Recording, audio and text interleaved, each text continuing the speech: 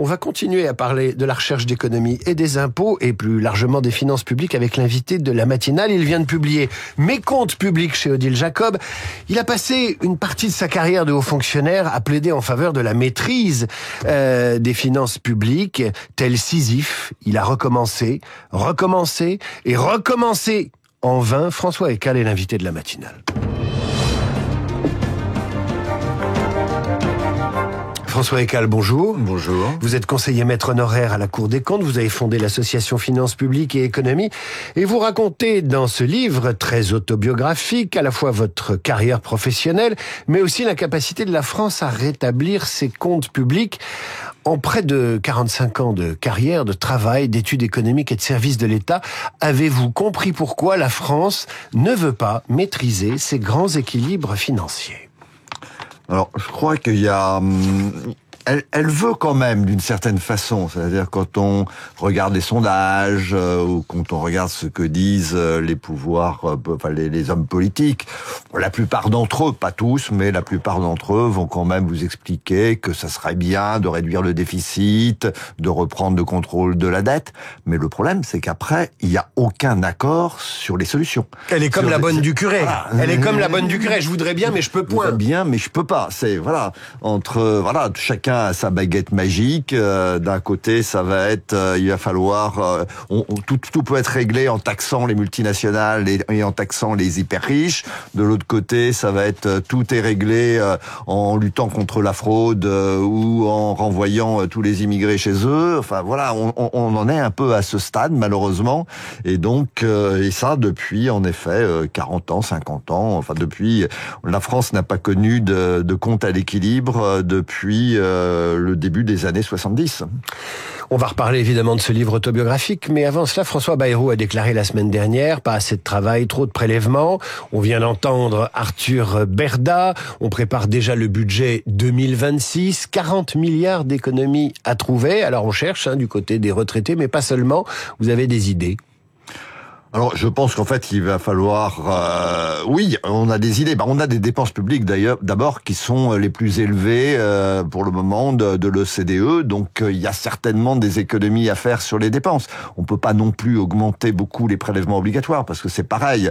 Quelle que soit la nature des impôts et des cotisations sociales qu'on regarde, on est sur le podium ou au pied du podium. Donc, il faut trouver des économies et il va falloir les trouver un peu partout. Parce qu'il suffit pas de trouver 40 milliards.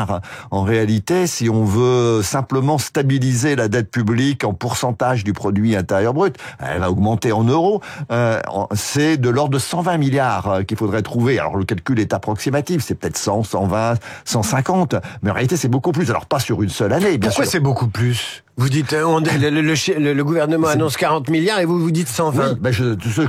Oui, parce que le gouvernement dit 40 milliards, mais lui-même le dit d'ailleurs, ça n'est que le début. Ça n'est que le début. Il va falloir parce que les 120, évidemment, on va pas les faire sur une seule année. Donc c'est 40 peut-être cette année. Bon, après, on ne sait pas très bien comment ils calculent ça. Bon, à mon avis, c'est moins 40, c'est plutôt une trentaine. Mais il faut qu'on fasse, déjà cette année, en 2025, c'est 25-30, 30 l'année prochaine, il faudra encore faire 30 l'année suivante, puis encore 30 l'année suivante, etc. En fait, pendant 5 ans à peu près. Voilà, donc c'est colossal. C'est un effort colossal et donc ça veut dire que tout le monde devra s'y mettre. Il va falloir prendre tous les grands postes de dépenses publiques et sur chacun de ces grands postes de dépenses faire des efforts. Il y a des grands postes de dépenses. Un quart des dépenses publiques, c'est les retraites. 20% des dépenses publiques, c'est l'assurance maladie. 20%, un autre 20%, c'est les dépenses des collectivités locales et les dépenses de fonctionnement de l'État et de ses agences dont on vient de parler, c'est à peu près 12%. Voilà. Donc, vous voyez, et donc c'est très difficile de faire des économies colossales sans toucher les dépenses sociales. Prenons l'exemple des agences. Les agences, on en parle beaucoup, et notamment à droite, depuis que Donald Trump s'en est pris lui-même aux agences aux États-Unis, comme s'il y avait un effet de reflet, de modèle d'imitation. On a remis aussi en cause le rôle des agences de santé pendant la période de Covid, la bureaucratie de santé, etc., etc. Est-ce que c'est efficace d'aller taper les agences ? Alors, il faut d'abord dire que le modèle administratif des agences, il n'est pas absurde. C'est le modèle des pays scandinaves, des pays anglo-saxons. C'est pour ça d'ailleurs qu'il y en a beaucoup aux États-Unis. C'est un modèle dans lequel les ministères se contentent de fixer des objectifs et disent à des responsables d'agences autonomes, leur dire voilà ce que vous avez à faire, voilà quels sont vos objectifs, quels sont vos moyens, et on va vous juger sur vos résultats. C'est pas absurde en soi, hein, donc il faut pas dire on va supprimer les agences uniquement pour ça. Après, il faut avoir en tête aussi que bien sûr, il y a beaucoup d'agences en France, il y en a sans doute trop. Il y a des petites agences. Créer une agence, ça n'a de sens que si on peut faire quand même quelques économies d'échelle, parce qu'il y a des coûts fixes de gestion qui, bon, voilà, et donc avoir beaucoup de petites agences, c'est pas très utile. Mais les petites agences, par définition, ça coûte pas grand-chose. Donc si on les supprime, si on les fusionne, on va pas faire énormément d'économies. Alors il y a les grosses agences, la moitié des effectifs, c'est les universités et les 3 principaux centres de recherche que sont le CNRS, le CEA et l'INRAE.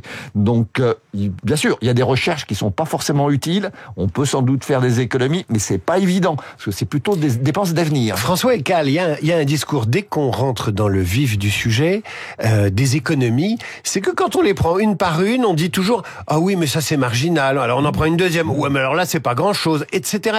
Et au final on fait rien, y compris sur les petites économies. Alors qu'est-ce qu'on peut faire si on fait rien sur les petites? Comment faire sur les grosses?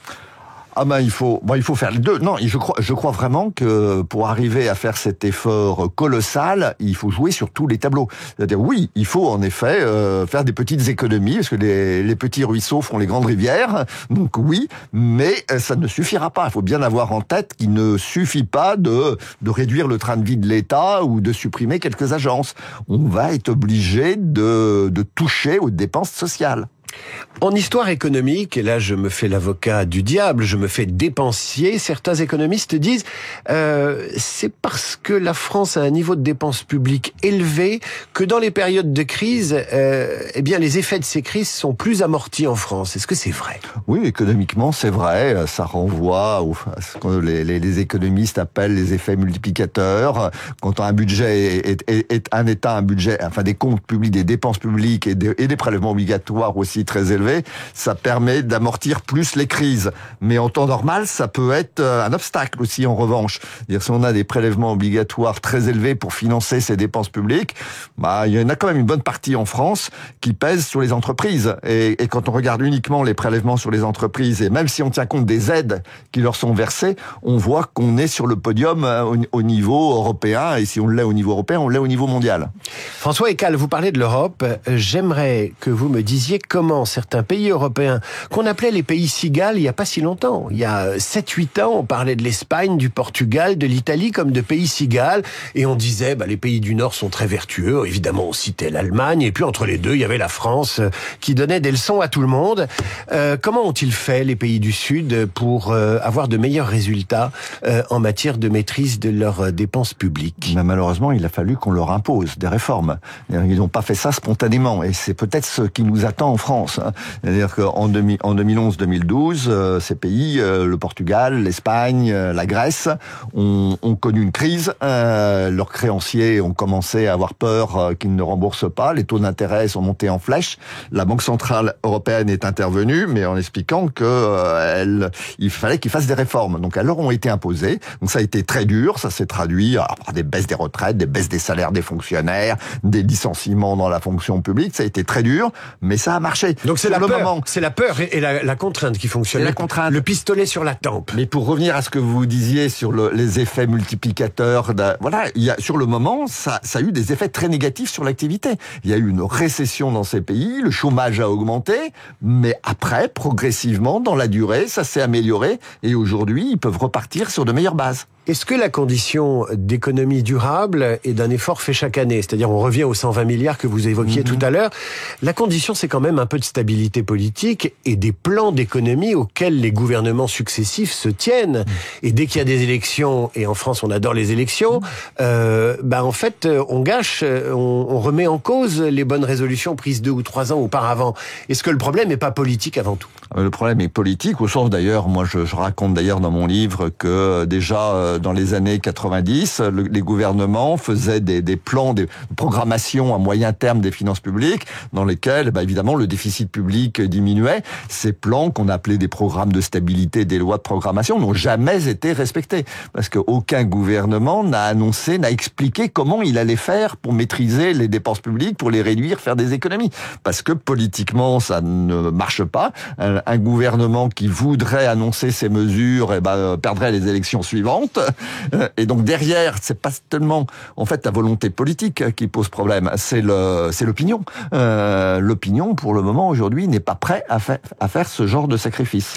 Je voudrais qu'on parle de volontarisme et qu'on évalue, et que vous nous parliez du volontarisme de Donald Trump et de son équipe. On a appris dans la nuit que Elon Musk allait renoncer à la chasse aux économies, en tout cas au sein de l'État fédéral, et s'occuper de ses voitures. Il en vend moins. Quel regard portez-vous sur la méthode pour aller chercher des économies de Donald Trump? Évidemment, en France, c'est diabolisé. C'est la mauvaise méthode. Elle ne peut créer que de la misère sociale et mettre les chercheurs dans la rue. Un peu plus d'objectivité, ou en tout cas encore se faire l'avocat du diable. Est-ce que ça peut marcher d'y aller à la tronçonneuse? Non, je pense que la tronçonneuse est une très mauvaise méthode. On coupe à l'aveugle, et donc ils vont couper, ils vont licencier des fonctionnaires qui sont en réalité très utiles, donc c'est sur la base de critères absurdes. Donc c'est absurde. La bonne méthode d'un point de vue académique, c'est d'évaluer les dépenses publiques, de voir leur efficacité, etc.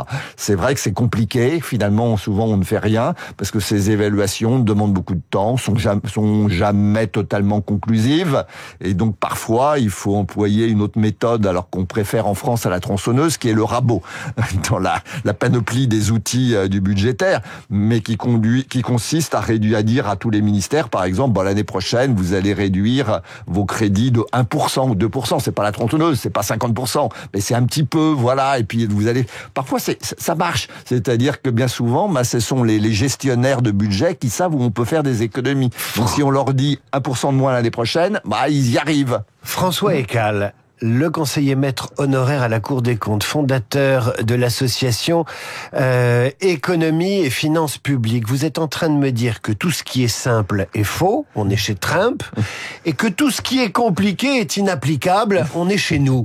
Alors qu'est-ce qu'on fait ?